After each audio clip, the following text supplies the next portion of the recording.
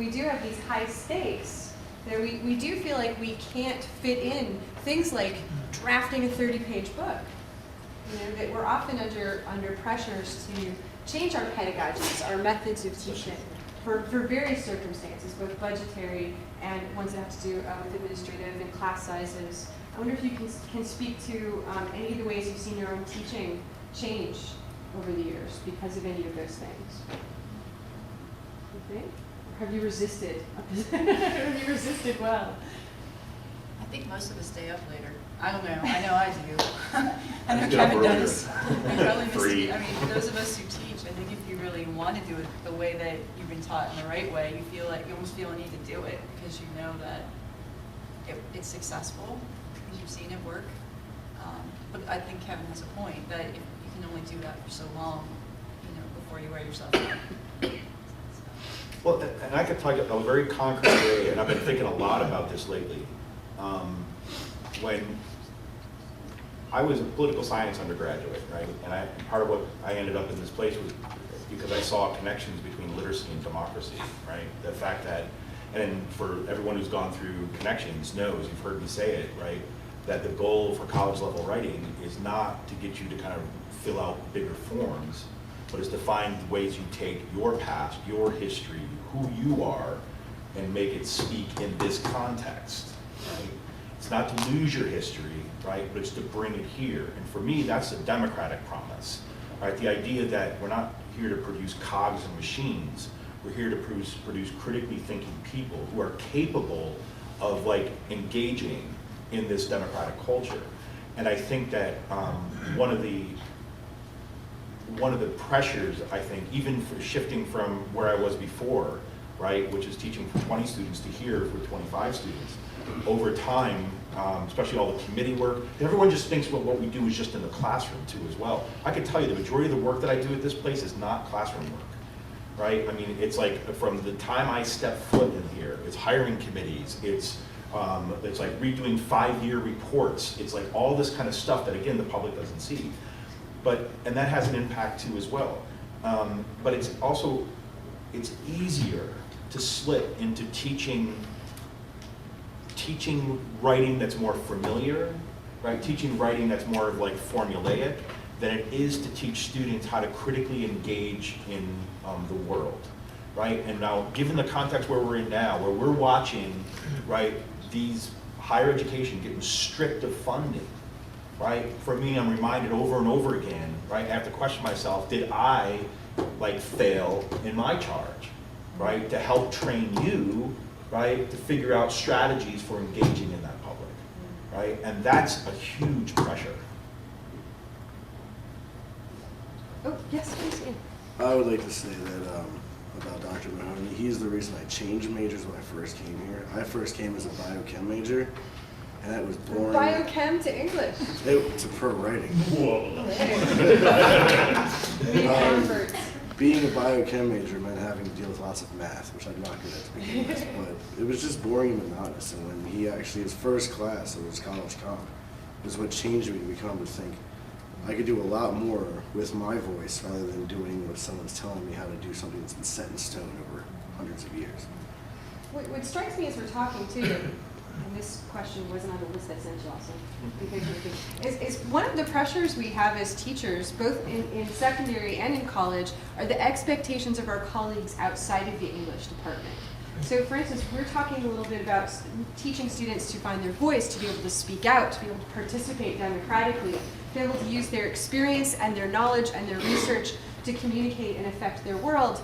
And I know very often, both when I used to be a high school teacher, I was a high school teacher for 3 years, and as a college teacher, I've had people, politely say, essentially, what are you teaching them in that English department? They don't know how to use a semicolon. And there are certain expectations sometimes that our colleagues have over what it means to teach writing that we don't necessarily share either. And I wonder if any of you can speak to that, if you've had experience with colleagues' expectations. We won't name names, of course. Yeah. I've had students come to me and ask me how they do a Turabian term paper or psychology term paper using APA, because their teachers say, go see your English teacher. You know, I want the paper, I want it by such and such a date. Well, how do we, go see your English teacher. So they fluff it off on us as if we didn't have enough work to begin with. So, and I want to compliment KU because when I went to college, and I had a wonderful experience in college, but it was a whole other generation. I graduated in '68. No one taught writing. I was an English major because I loved English. But fortunately for me, I had had enough raw motivation from a good high school education to be able to adapt and to refine my writing over the course of 4 years. And then when I got to be a teacher, it dawned on me that I had learned to write effectively in college by sheer repetition.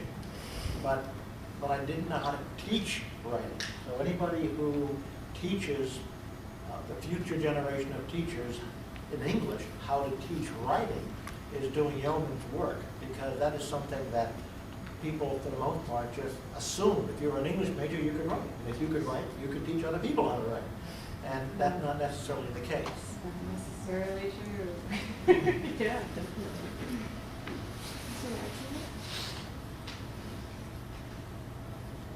Yeah, here's what I say. Especially if it's a biology professor, I said, well, you know, you covered reproduction last semester, and some of your students actually like, are pregnant this semester. Is that your fault? You know, you didn't do your job right. But really the problem is the deficit model. It's looking at your student and going, what's wrong with you? How come you don't know this already? You know, and we, you know, get a lot of students who are terrified of writing. Writing is one of our powers as human beings. We should love that. You know, you all love learning to write with a magic marker or, you know, on the wall when you were little. What happened to make you stop falling in love with writing? You know, and so I'm like, okay, what happened? What happened was you have some grammatical errors or issues or fragments or run-ons, and you had a teacher who used a red pen, and you got so terrified of making a mistake that you just stopped writing, because then you wouldn't make a mistake. Or you stopped taking risks, because you know how to spell is, you know, so you just use small words instead of taking that risk, you know. So if the teacher is saying, what's wrong with you, you don't know this, why don't they want to teach the person in front of them? You know, I don't understand that. Why make you wrong for what you don't know when you come in the door? Well, I understand what you're saying, and I totally agree with you, but there is something to be said for a basic understanding of grammatical and punctuation rules. I always told my students that trying to write without having a rudimentary understanding of the rules of writing, which means grammar and punctuation, is like trying to play a basketball game without understanding the rules for basketball. I mean, I can take a basketball and tuck it under my arm and run down the court and smash you in the mouth and get a step ladder and put the ball in the basket. But There's an it wouldn't image. count because I didn't play by the rules. Michael Jordan became Michael Jordan because he did what he did in the context of the rules. That's what made his work so beautiful and so artistic. So there is something to be said for that, and there is a deficiency in that. And when you inherit that deficiency, instead of beating it back, you've got to deal with it at that point. So that's Right, right. but I see that my job is to get them writing first again, to get them falling in love with writing. And I always say this, you know, correct writing isn't necessarily good writing. Good writing, you love it enough to correct it. Because it's your baby and you bring it out in the world, not the dirty face. Hey, we only have a few minutes left. Do you guys have any questions or comments for our panel here? Anything you'd like to add or ask? I like that. This is something. Oh, please, sir. Yes. It's been really interesting listening to a lot of the topics that you are bringing up, and I certainly agree with Kevin and with all of you that you cannot teach writing in a setting that is too large. It is a matter of what is the discipline and how you're doing that. And yes, you cannot teach writing with 50 students in a classroom; it wouldn't work out. On the other hand, Cornell West at Princeton teaches one of the most popular classes in the entire Princeton College, and he has 800 students. So it depends on the subject, depends on what the class is. And certainly there is something that you don't want to change. I do see that you know, there's always a role for the teacher, and I've said that always over and over. Content, as we talked about, it is already free. Anybody can take the content for free on the internet. And if that was the case, we would be out of business. None of us would be here. So there's a role for the classroom and for the students and for the teacher and for that interrelation that we cannot forget and we cannot ignore, and that is very crucial to have. And actually, in this middle of all these crises and cuts and things, one of the things that we're trying to protect is the classroom. The classroom experience is the first and most important thing that we want to protect. So we understand, it's not, don't think that all administrators are evil people that do not understand what you're trying to accomplish in the classrooms. We do. And we do have to face some really tough issues with budgets. And I know that, I get paid to think about the budget, you get paid to teach. But we have to somehow put it together in some way. But it is a very important point. So conversations like this are really important too. Don't be afraid of going into teaching. There will be a cycle. Things will come back up. I was here in the 1980s when people were siphoning gas out of gas tanks and nobody could get a job. So things will change and you will come back and follow your heart. I mean, that is the important thing. You will have a heart for teaching. Please keep doing that. That is the most important thing you can do. You do change lives. As a father of two high school, one college kid and one high school kid, I know that many schools teach to the PSSAs and that is a problem. I agree with you on that as well. But a good teacher will always get over that PSSA and will always make a difference. And if you ask my son, who changed his life? Is his 8th grade teacher that changed his life and made him what he is today. So keep And doing what that's you're the kind doing. of teacher we all want to be, is someone who Absolutely. changes someone's life. Anyone else with a question or comment? Can I ask how many of you students out there felt you were adequately prepared for college level writing while you were in high school? Oh. I see 3, 4 hands. Oh my, that's an interesting question.